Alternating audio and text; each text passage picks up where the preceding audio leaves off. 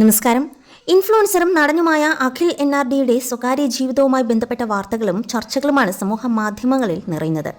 അഖിലും ഭാര്യയും വേർപിരിഞ്ഞെന്നും ആ ബന്ധം പിരിയാനുണ്ടായ സാഹചര്യവുമാണ് ആളുകളുടെ പ്രധാന ചർച്ചാ വിഷയം. ഈ ചർച്ചകളിൽ സത്യമുണ്ടെന്നാണ് അഖിലിന്റെ സുഹൃത്തും മുൻ ബിഗ് ബോസ് താരവുമായ സായി കൃഷ്ണ ഇപ്പോൾ പറയുന്നതും. ഇരുവരുടെയും വിവാഹത്തിൽ പങ്കെടുത്ത വ്യക്തിയെന്ന നിലയിൽ ഈ വാർത്ത തന്നെ ഞെട്ടിച്ചുവെന്നും ഇക്കാര്യം നേരിട്ട് സംസാരിച്ചപ്പോൾ ആരെയും കുറ്റപ്പെടുത്താനില്ല എന്നായിരുന്നു അഖിലിന്റെ പ്രതികരണമെന്നും സായി കൃഷ്ണ പറയുകയാണ്. ഈ വിഷയം കുറച്ച് കടുത്തതാണ്, പക്ഷെ കുറച്ച് കാര്യങ്ങൾ സംസാരിക്കണം. ഇതൊക്കെ ആരുടെ ജീവിതത്തിലും എപ്പോൾ വേണമെങ്കിലും സംഭവിക്കാവുന്നതാണ്. അഖിൽ NRDയുടെ ഭാര്യ ഒളിച്ചോടിപ്പോയി. ഞാൻ ഇവരുടെ വിവാഹത്തിന് പോയ ഒരാളാണ്. 2021 മുതലൊക്കെ അത്യാവശ്യം നല്ല രീതിയിലുള്ള സുഹൃത്ത് ബന്ധവും അഖിലുമായി കാത്തു സൂക്ഷിക്കുന്നുണ്ട്. ഈ വാർത്ത കേട്ട സമയത്ത് വലിയ ഞെട്ടലുണ്ടാക്കിയിരുന്നു.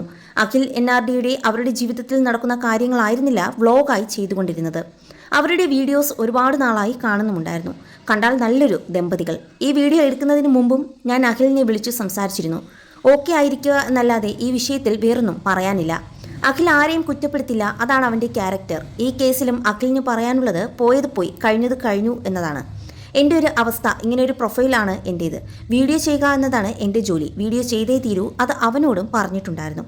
അഖിലിൻ്റെ കേസ് സോഷ്യൽ മീഡിയയിൽ ആദ്യം കണ്ടത് ആരുടെയും പേര് പറയാതൊരു പോസ്റ്റായിരുന്നു. അത് കണ്ട സമയത്ത് ആരെക്കുറിച്ചാണെന്നും ഒരുപക്ഷെ ഐഡിയ ഇല്ലായിരുന്നു. പക്ഷേ കമൻറ്റ് ബോക്സിൽ അഖിലിൻ്റെ പേരും പലരും പറയുന്നുണ്ടായിരുന്നു.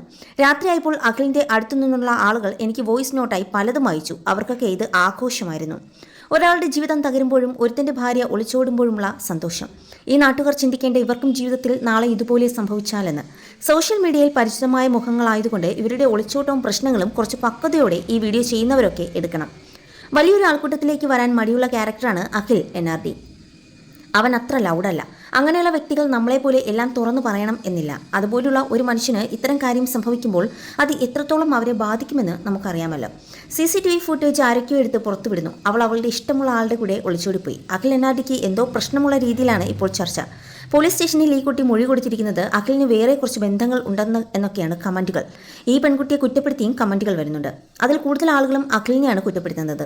അവർ വളരെ സന്തോഷത്തോടെ ജീവിച്ചവരാണ്, സ്നേഹിച്ച് വിവാഹം കഴിച്ചവരാണ്. ഈ കുട്ടിയുടെ വീടും അഖിലിൻ്റെ വീട് അടുത്തായിരുന്നു. സോഷ്യൽ മീഡിയ വഴി പരിചയപ്പെട്ടാണ് പ്രണയത്തിലാവുന്നത്. അങ്ങനെ വീട്ടുകാർ വഴി സംസാരിച്ച് വിവാഹം കഴിച്ചു. ഒരു സോഷ്യൽ മീഡിയയിലും ഭാര്യയെക്കുറിച്ച് മോശം പറഞ്ഞിട്ടില്ല. ആ കുട്ടിയും അങ്ങനെ തന്നെയായിരുന്നു. മനുഷ്യരാണ്, യഥാർത്ഥ ജീവിതത്തിൽ എന്ത് സംഭവിക്കുമെന്ന് പറയാൻ പറ്റില്ല. ഈ വിഷയം അറിഞ്ഞ ശേഷം ഞാൻ അഖിലിനെ വിളിച്ച് ഒരുപാട് ആശ്വസിപ്പിച്ചിരുന്നു. പക്ഷെ അവനോട് ബഹുമാനം തോന്നുന്ന കാര്യമുണ്ട്. സംസാരിക്കുന്നവർ സംസാരിക്കട്ടെ, പക്ഷെ അവളെ ഒന്നും പറയരുത്. അവൾ ചെയ്യാനുള്ളത് അവൾ ചെയ്തു. അവൾക്ക് അതാകും ശരിയായി തോന്നിയത്. ഇത്രയും വർഷം പ്രണയിച്ച ഒരാളെ വെറുതെയെങ്കിലും ആളുകൾ കുറ്റം പറയുന്നത് കേൾക്കാനായി സോഷ്യൽ മീഡിയയിലേക്ക് ഞാൻ വരുന്നില്ല. സംഭവിച്ചത് സംഭവിച്ചു. ഞാൻ തിരിച്ചു വരും. ഇതൊന്നും ഒരു അവസാനമല്ല. അടുത്ത ഓപ്ഷൻ എടുക്കുക, അതുമായി മുന്നോട്ട് പോകുക. ഇതാണ് അഖിൽ പറഞ്ഞത്.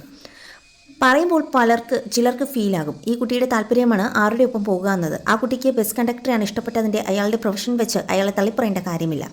അയാളുടെ ഫോട്ടോയും പുറത്തു വന്നിട്ടുണ്ട്. അത് അഖിൽ NRDയുടെ ഭാര്യയാണോ എന്നത് അയാൾക്ക് പോലും അറിയില്ല എന്നത് നമുക്കറിയില്ല. ഒരു ബന്ധം അവസാനിപ്പിക്കാൻ ശ്രമിക്കുമ്പോൾ ഇരു വീട്ടുകാരോടും സംസാരിച്ച് നിയമപരമായി അത് അവസാനിപ്പിക്കാൻ ശ്രമിക്കുക.